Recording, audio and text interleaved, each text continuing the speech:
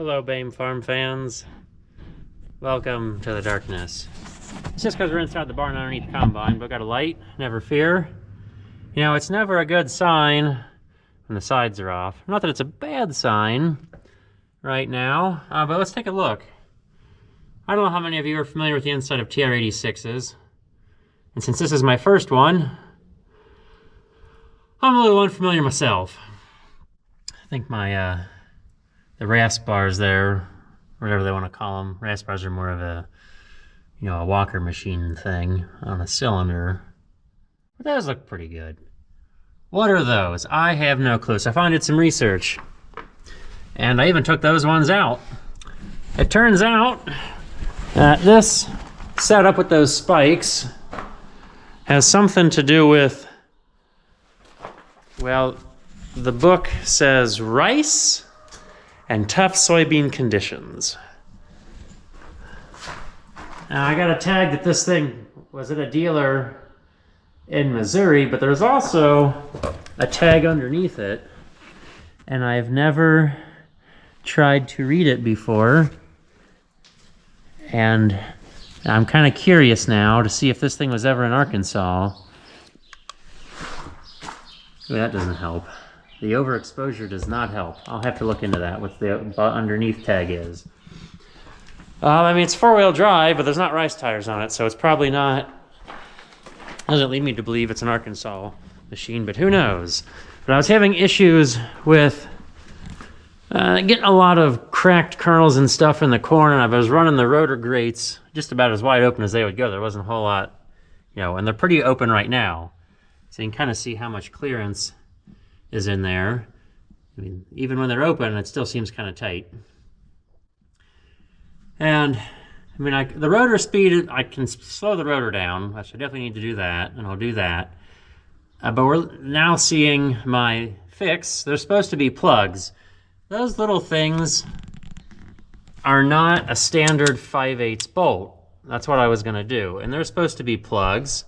But in my impatience, I don't have time to see if some dealers still got them, because they probably don't. I'm sure they want an arm and a leg. So my fix is, well, I'm never going to harvest rice, and I guess I won't have the worst soybean harvesting conditions.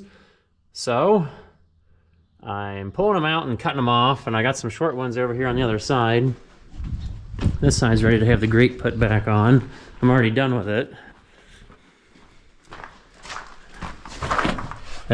Yeah, I cut them down like that. They look like a short, stubby little bolt, but they're not a standard 5/8 thread. I don't know if they're metric. A 1-inch socket fits them on the impact, which is convenient. Now I need to look way down there. You see those are all spots for fingers. Can you see that first one, how it's kind of rough looking? That's definitely not a good sign. I've discovered that those fingers on the back half of the rotor are longer, and some of them have broken out. Now, the access is absolutely horrible on them, but enough of them have broken out that I don't have to worry about getting them out. Besides, both rotors were like this. One side of the rotor had 2 fingers. The other side of the rotor only had 1. And I somehow had to crawl up there. At one point, I was up in the back of the machine. I was up there on my back. I climbed in. You can see where those jagged, sharp edges probably, I think they did by the sounds of it, put a nice hole in my coveralls. So hopefully I get a new pair of those for Christmas. But we're doing all this in the name of hopefully grinding up less corn, hopefully. And balancing them, because sometimes if it's running empty, you can the rotors just sound like they're out of balance. So hopefully, by taking them out, which I have the finger from the back, I have sitting up here. The fingers on the back are really long. That's the one from the back. And it's a solid 3/4 of an inch longer than the ones in the front, and that probably explains why something had enough leverage to rip them out. I just don't know what. Like what grenaded and fell apart to rip them out of their holes. I don't know. It wasn't yesterday, it wasn't last week, it wasn't last year. It's well before my time, and the machine keeps running, so we're going with it. Putting the grate back in. I may not get the bolts tight, but we'll at least have it in place. So you gotta be real careful about sliding it up. It helps to have the rotor grates all the way open. Now there's 2 pins. I gotta keep my head out of the way too, right? So you can see, I just slide in the bottom, and there's a spot that they slide right into up front. That's a lot of jiggling. We find the right spot, and there's a bolt that goes there. Then we have one towards the back.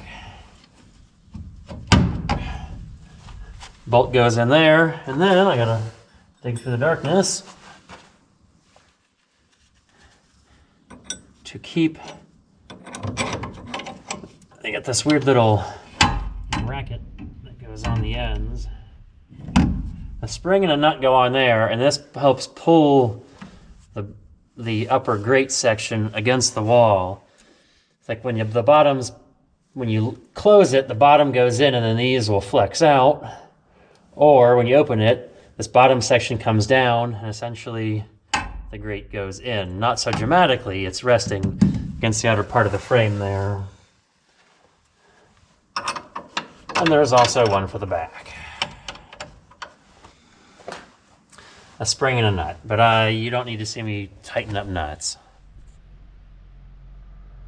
So yesterday we got the spikes figured out, hopefully. And I greased it this morning, because we got a grease zerk there. That's the new one, that's very important. That fell out. That grease zerk, one up there for to turn the drum. Oh, and then there's one back here to grease the main shaft, the rotor adjustment pivot points for the screen, and there's like 3 or 4 for the head pivot and 2 for the rotors, 1 on each side. And then we do the same thing on the main shaft over here. There's 1 for the frame, there's 1 on the big pulley for when it's not running, and then 1 up here for shutting it on and off. There, I greased the combine. Check the oils, check the antifreeze, that was all good. Blew out the air cleaner yesterday. Throw some tools in the toolbox. And close that.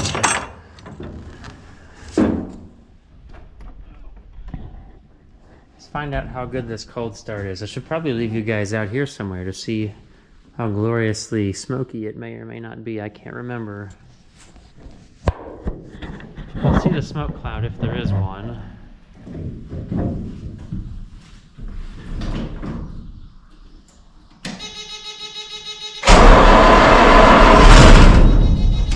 Okay, need a little longer crank than that. Fair enough.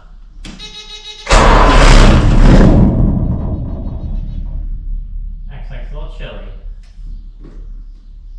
Give it a small bit of throttle. We're hitting some fire. Oh, buttholes. Need more than 1 fire at a time here, guys. 2 fires.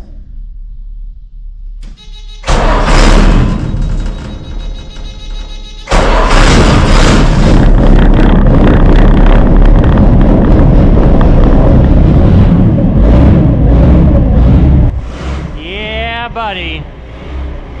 So usually once it fires once, it takes off and goes.